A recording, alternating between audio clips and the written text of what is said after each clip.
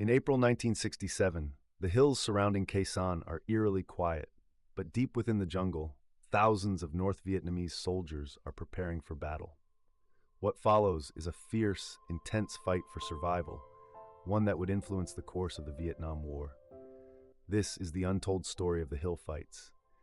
When the first units of the 9th Marine Expeditionary Brigade, led by Brigadier General Frederick J. Karch, landed at Da Nang on March 8, 1965, it sent shockwaves through communist political and military ambitions in South Vietnam. The arrival of organized American combat units had officially begun. By May 1965, the 9th MEB transitioned into the 3 Marine Amphibious Force, which included the 3rd Marine Division, the 1st Marine Aircraft Wing, and shortly after, the 1st Marine Division. Major General Lewis W. Walt took command of the 3 MAF, responsible for U.S. operations in I Corps Tactical Zone, covering the 5 northern provinces. Meanwhile, significant units from the U.S. Army deployed to other areas of South Vietnam, and the entire American effort came under the direction of General William C. Westmoreland, commander of the U.S. Military Assistance Command, Vietnam. The Marines, working alongside the Army of the Republic of Vietnam, set out to reclaim control over the people in I Corps from the Viet Cong, aiming to restore central government authority. The Allies launched a vigorous campaign aimed at dismantling the enemy's strength, the local guerrilla fighters. Battalion and regimental-sized Allied units screened this operation, seeking and engaging Viet Cong main forces and North Vietnamese army elements. Smaller Marine and ARVN units targeted isolated guerrilla bands that terrorized Vietnamese peasants. Thousands of actions at the fire team, squad, and platoon levels inflicted significant losses on the enemy, gradually driving the Viet Cong out of populated regions. As each village or hamlet was secured, civic action teams stepped in to fill the void, beginning the lengthy and challenging task of undoing the impacts of sustained communist rule. Progress was gradual, but within a year, government security expanded to over 1,600 square miles, covering nearly 500,000 people. As influence spread further into the countryside, the safety, health, economic conditions, and educational opportunities for the peasants steadily improved. The number of enemy defectors and valuable intelligence from previously unfriendly villagers continued to rise. By mid-1966, Allied military operations and pacification efforts were effectively undermining the enemy's complex network and grip on the local population. It became clear to the northern leaders that without decisive action, a decade of planning and their strategy for dominating South Vietnam would be in jeopardy. For the communists, the key issue wasn't how many casualties they faced, but rather the preservation of their guerrilla framework in South Vietnam. Even with their willingness to sacrifice human life, the North Vietnamese were reluctant to challenge the powerful American forces along the populated coastal plain of I Corps. The terrain there favored the might of the Marines, making it tougher for enemy troops to operate without being detected, and it placed them farther from their strongholds in Laos and North Vietnam. Furthermore, if the North Vietnamese army faced defeat, it would be visible to the local community, undermining the image of communist invincibility. Since the Marines had proven difficult to defeat, despite multiple attempts by the communists, they needed to be diverted or stretched thin. The solution lay along the 17th parallel. They gradually assembled large troop concentrations within the demilitarized zone in Laos and in North Vietnam's southern panhandle, effectively opening a new front. Nguyen Van Mai, a high-ranking communist figure in Cambodia, predicted, "We will draw the Americans closer to the North Vietnamese border and drain them relentlessly. Only time would tell."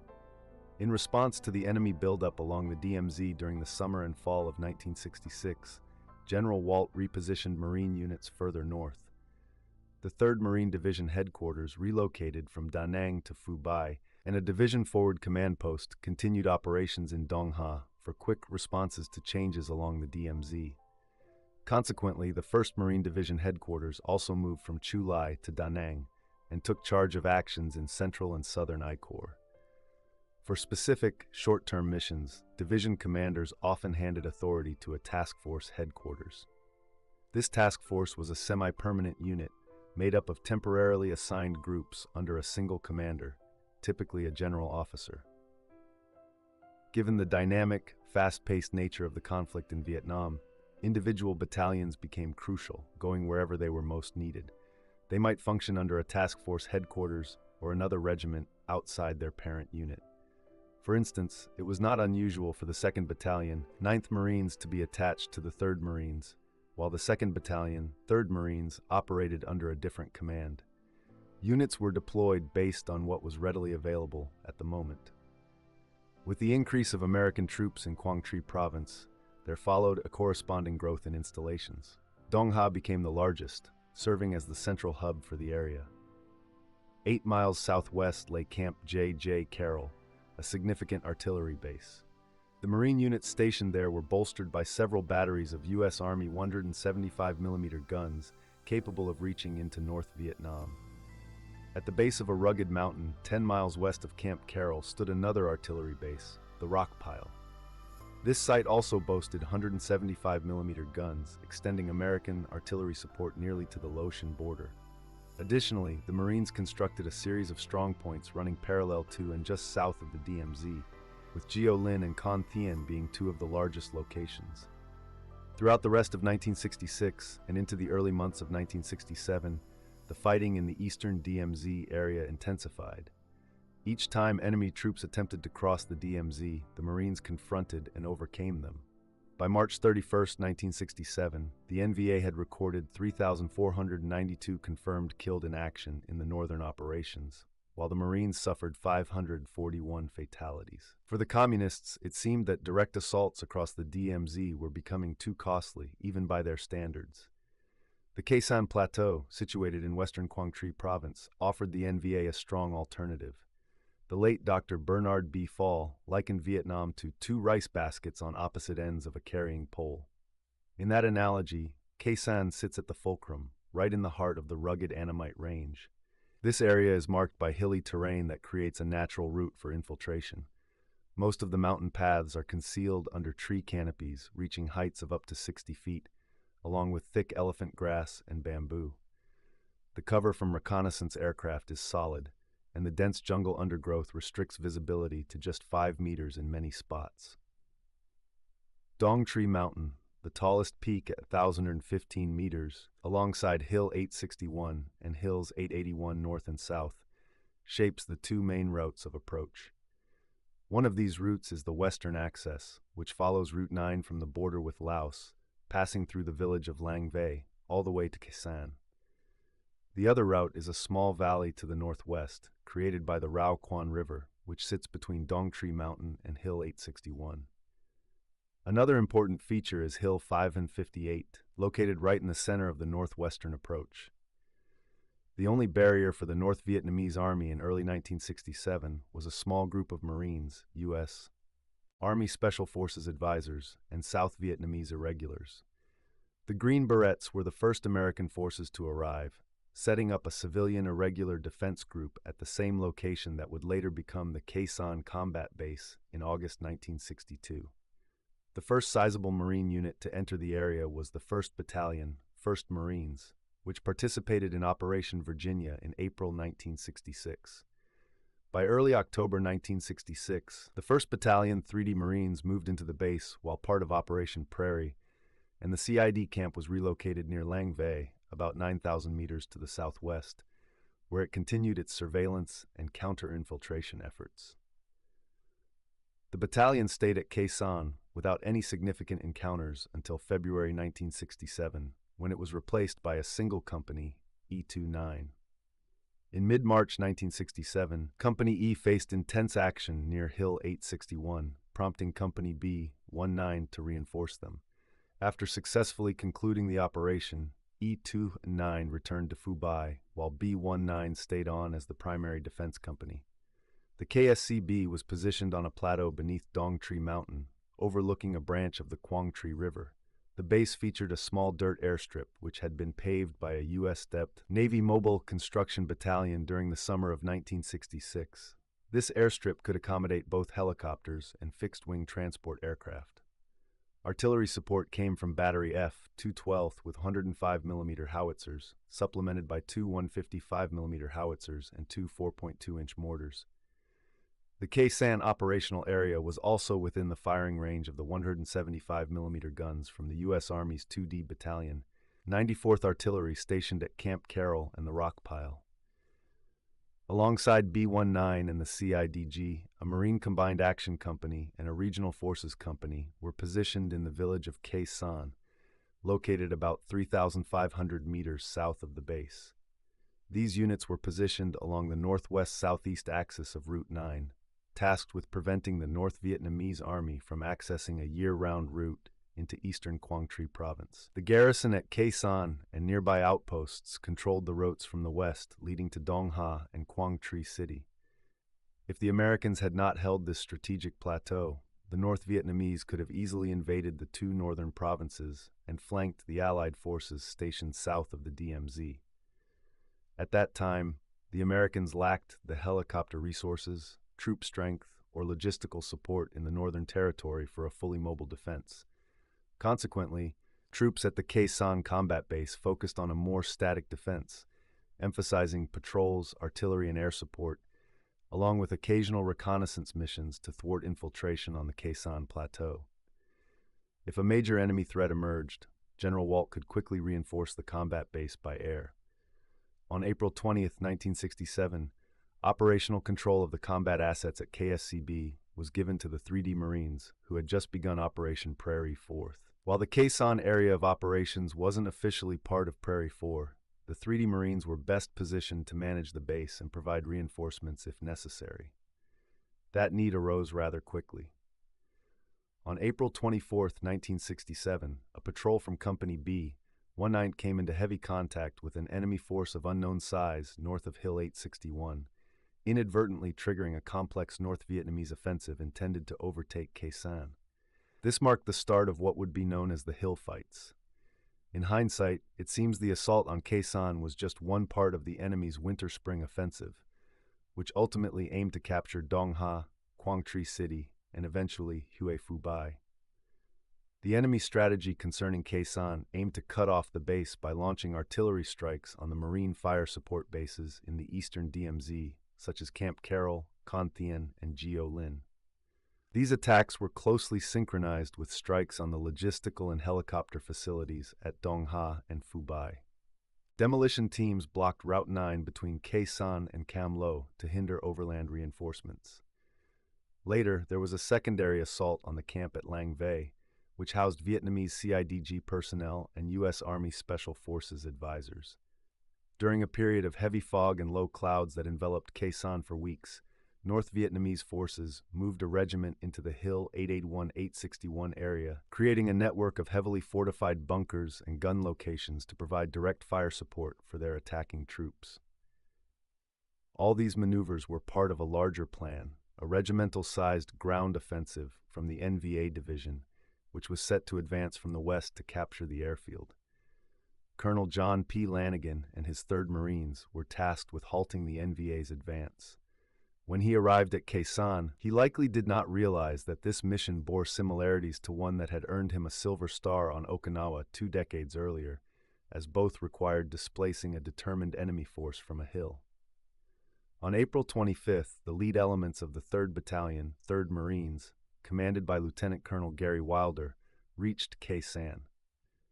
The next day, 2/3, led by Lieutenant Colonel Earl R. DeLong, which was engaged in Operation Beacon Star east of Quang Tri City, was airlifted to the combat base.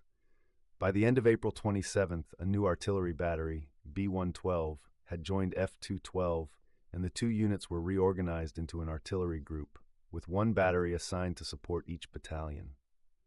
By late afternoon on April 28th, the Marine infantrymen were prepared to drive the enemy from the hills.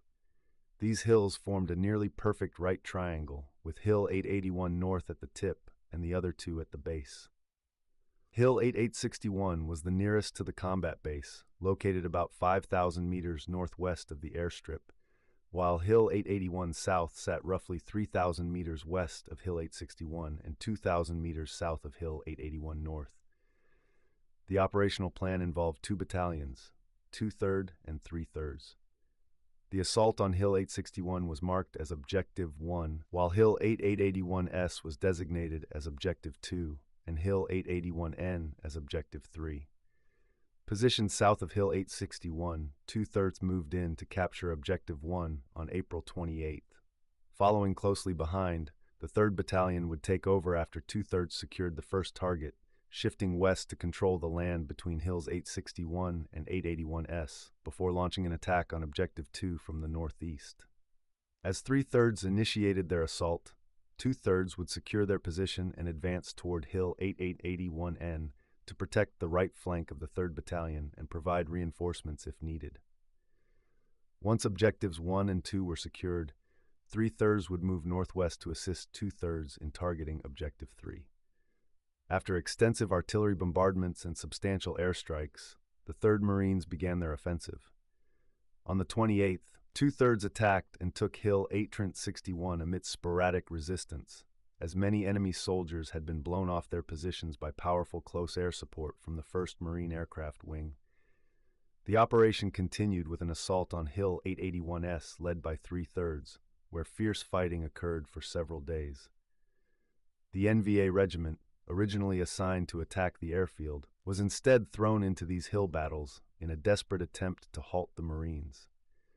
After days of relentless artillery and aerial strikes, Lieutenant Colonel Wilder's battalion made its way to the summit, securing Objective 2 on May 2nd.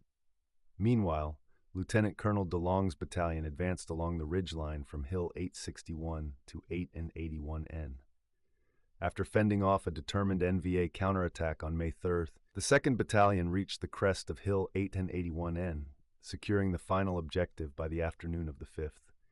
The 3 hills were now firmly in Marine hands. The supporting forces had performed admirably, leaving each hill looking like a lunar landscape. The summits transformed from lush green to a dull brown hue, with all vegetation obliterated, replaced by churned earth and broken trees. The ground was cratered, standing as silent testimony to the devastating assault the enemy had endured. During this operation, the NVA learned a lesson that the Marine Corps had long upheld, that bombs and artillery are incredibly effective in warfare. Shells cost less than blood. Thus, the hill fights concluded, and the North Vietnamese Army's first significant attempt to capture Khe Sanh was thwarted. Intelligence reports indicated that the battered 325C NVA division had retreated to recover, temporarily easing the threat in western Quang Tri province. With the pressure lifted for now, General Walt began downsizing his forces at Khe Sanh, as the next phase of the enemy's winter and spring offensive aimed toward Dong Ha. From May 11 to 13, the 126 moved into the combat base and the nearby hills to relieve the 3rd Marines. By the evening of May 12th, 2 companies were airlifted to Dong Ha, and 1 artillery battery was extracted by convoy. The next day, another company also returned to Dong Ha by truck. Meanwhile, Company A, 126, was airlifted to Hill 881S, and Company C took positions on Hill 861. Company B, 126, along with a skeletal headquarters of the 26th Marines, remained at the base, along with a new artillery battery, A-113. At 1500 on May 13th, Colonel John J. Padley, the commanding officer of the 26th Marines, replaced Colonel Lanigan as the senior officer present at Khe Sanh. In his assessment of the operation, Colonel Lanigan noted that his troops had engaged in conventional infantry combat against a well-trained, disciplined, and entrenched enemy force. Unlike previous engagements, the NVA had not resorted to phantom tactics at Khe Sanh. The intricate network of bunkers showcased their resolve to fight. They openly dared the Americans to dislodge them from the hills, and the 3rd Marines met the challenge.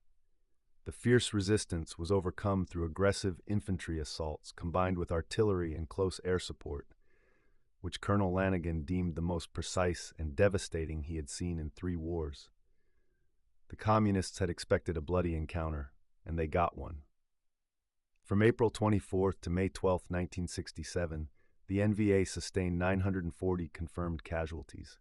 Even for the North Vietnamese, this was a significant setback that would be hard to recover from. Yet, the leaders in Hanoi remained unwavering in their strategy, willing to trade lives for tactical advantage. Like the seasonal monsoon rains, the enemy would surely return. With the departure of the 3rd Marines, a relative calm settled over Khe Sanh. For the rest of the year, Khe Sanh remained relatively quiet. While there were some encounters and sightings that suggested the communists still had their eyes on the area, the frequency of significant unit engagements decreased, and operations slowed to a pace reminiscent of before the invasion. This was not the case in other regions of Quang Tri province. In the summer and fall of 1967, activities shifted to the eastern DMZ. After suffering heavy losses, the communists focused their efforts back on the center. With around 37 battalions positioned along the border, the North Vietnamese army posed a real threat to the northernmost province. At times, as many as 8 Marine battalions were sent into the area for short missions, while 3 or 4 were stationed there full-time. However, the enemy's intensified attacks created a pressing need for additional troops. Consequently, General Westmoreland was compelled to make significant troop realignments across South Vietnam to meet the needs in I Corps. General Westmoreland primarily sourced these reinforcements from parts of Vietnam that faced less pressure than the 5 northern provinces. In April and May 1967, Task Force Oregon, consisting of 9 U.S. Army battalions from 2 and 3 Corps, was deployed to the Chu Lai Duc Pho area under General Walt's control. By the end of May, 5 battalions from the 5th and 7th Marines stationed at Chu Lai were reassigned for operations further north. 2 of these units headed to the Nguy Loc Son Basin, northwest of Tam Khai, to engage in offensive actions and bolster the weakening Vietnamese revolutionary development efforts. Meanwhile, the other 3 relocated to the Da Nang tactical area and released 2 Marine battalions, 1/1 and 2/1, to advance into Thua Tien and Quang Tri provinces. Alongside his in-country resources, General Westmoreland requested reinforcements from Admiral U.S. Grant Sharp, the Commander-in-Chief Pacific. In addition to the 2 special landing forces with the U.S. 7th Fleet, the Pacific Command maintained a Marine Battalion landing team as an amphibious reserve on Okinawa. This unit was part of a rotation system where battalions were periodically moved out of Vietnam for retraining in Okinawa before being sent back to the Special Landing Force. COM-US MAF-V needed this unit, and they obtained it. On May 15th, the 3-quarter started an airlift from Okinawa to Dong Ha using Air Force and Marine C-130 aircraft. In just over 31 hours, the 1,233-man unit was on the ground. After realigning the units in I Corps, there was an increase of 4 USMC battalions in the DMZ area, bringing the total to 7. Furthermore, the Special Landing Forces, stationed off the Vietnamese coast, provided 2 additional battalions that could quickly be deployed to enhance the 3 MF forces.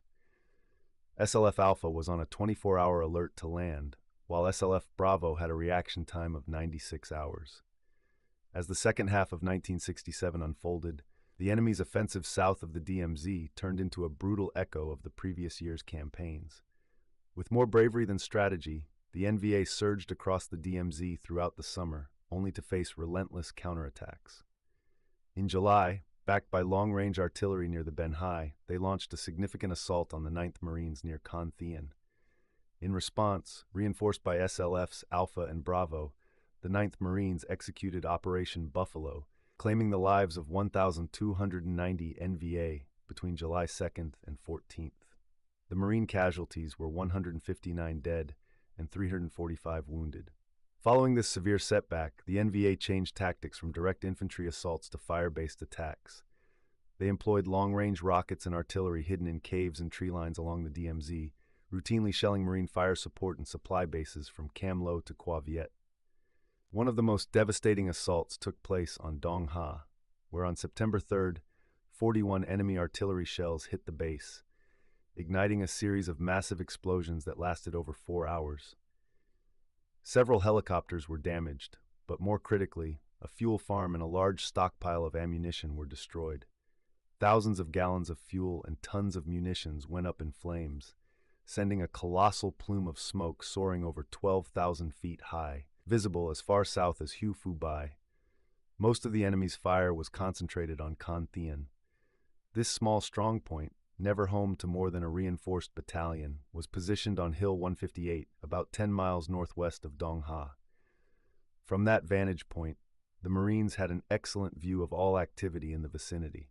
Battalions were always positioned nearby, ready to flank any significant enemy force attempting to assault the stronghold.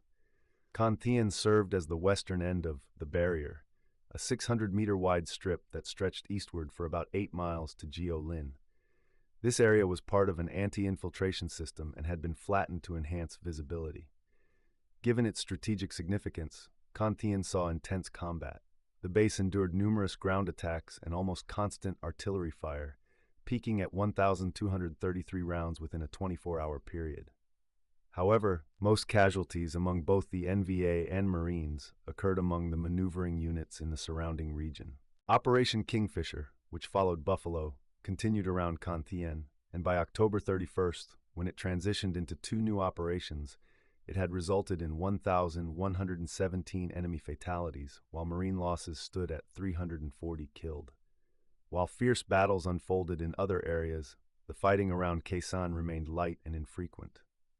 Right after his arrival on May 13th, Colonel Padley, leading the undermanned 26th Marines, initiated Operation Crockett.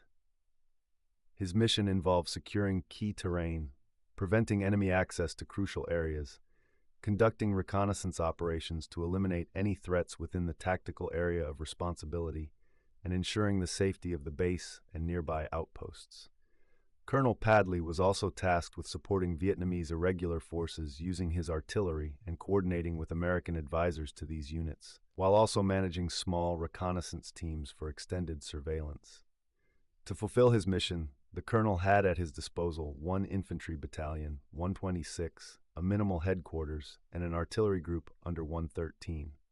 The 1st Battalion, 26th Marines, led by Lieutenant Colonel James B. Wilkinson, stationed 1 rifle company on Hill 881S and another on 861, along with a security detachment on Hill 950 to safeguard a communication relay site.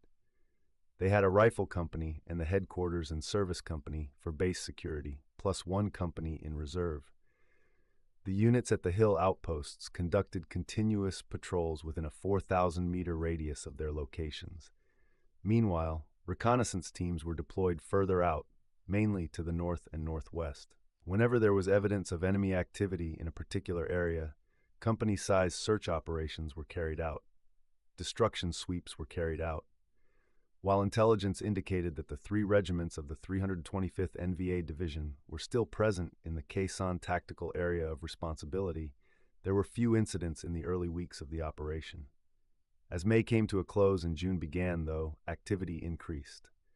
On May 21st, forces from Company A, 126, faced off against a bolstered enemy company, resulting in 25 NVA and 2 Marines killed.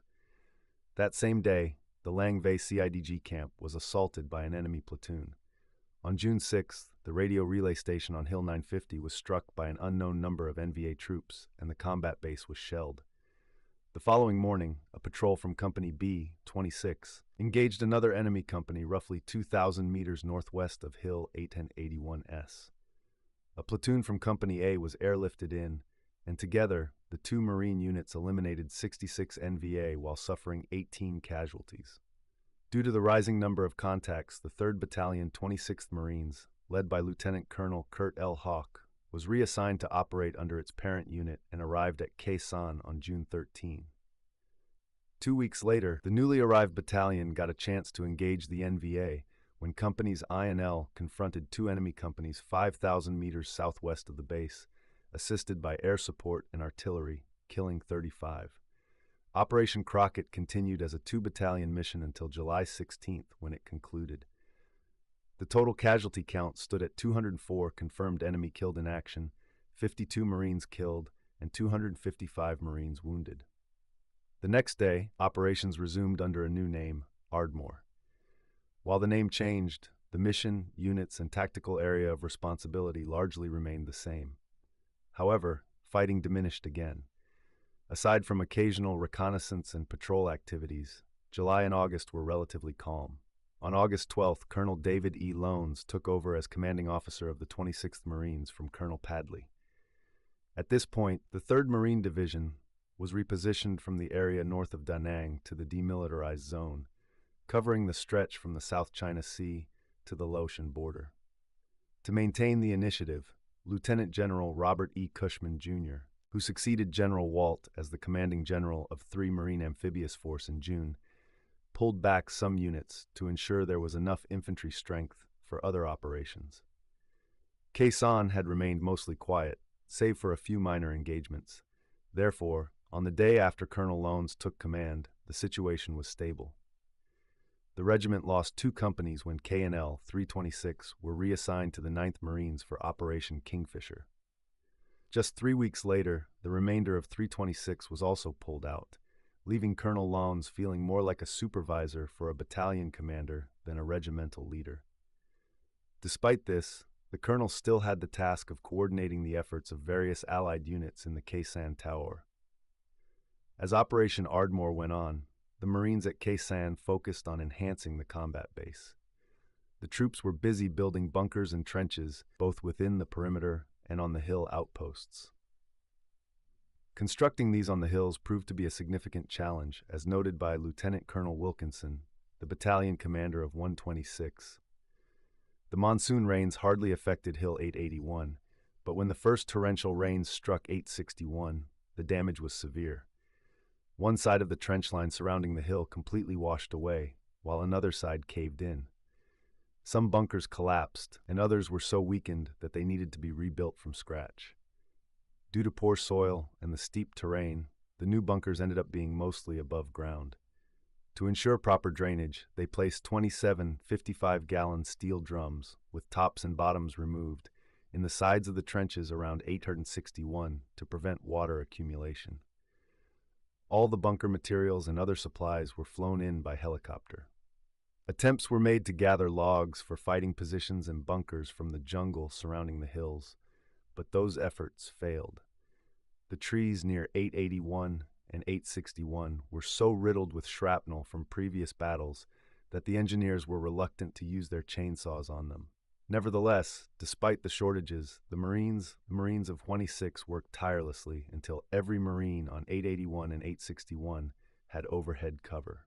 One decision that proved invaluable in the ensuing months was the higher headquarters' choice to upgrade the airstrip. The original runway was a dirt strip topped with aluminum matting laid down by the U.S. Navy Seabees. However, the 3,900-foot strip lacked a rock base, which became an issue during the heavy monsoon season. Rains created mud beneath the matting, causing it to buckle in several spots. Following orders, Colonel Lowndes closed the field on August 17th. His troops found a hill 1,500 meters southwest of the perimeter, which served as a quarry. They brought in 3 15-ton rock crushers and other heavy equipment, and the Marine and Seabee work crews began repairs. Throughout September and October, U.S. Air Force C-130s from the 315th Air Division, operating under the 834th, delivered 2,350 tons of matting, asphalt, and other construction materials to the base via paradrops and a special low-altitude extraction system. While the field was shut down, resupply missions were conducted by helicopters and C-7 Caribou, which could land on short sections of the strip. Work continued until October 27th, when the field reopened for C-123 aircraft and later for C-130s. On October 31st, Operation Ardmore wrapped up without any significant events. The lack of major engagements was reflected in the casualty figures, showing that in 3.5 months, 113 NVA and 10 Marines lost their lives.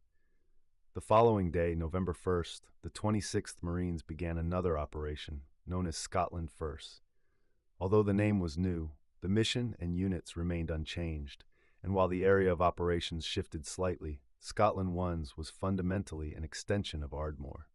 One significant incident in November that would heavily influence the future of the combat base was the arrival of Major General Rathvon Mek Tompkins at Phu Bai as the new commanding general of the 3rd Marine Division.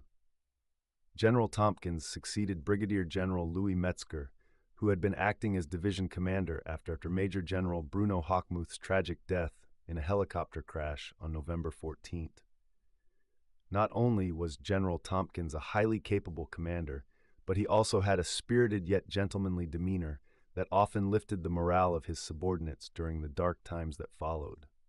His numerous inspection trips to even the most remote units gave him invaluable insights into the tactical situation in Northern I Corps, knowledge that could never have been gained from simply staying at his desk.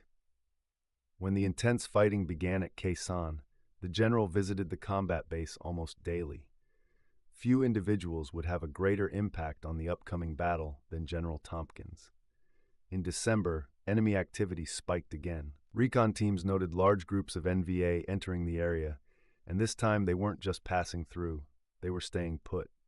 Marine patrols encountered more and more enemy units, particularly on Hills 881S and 861, where sniper fire began to intensify. The combat base itself also faced multiple probing attacks along its perimeter.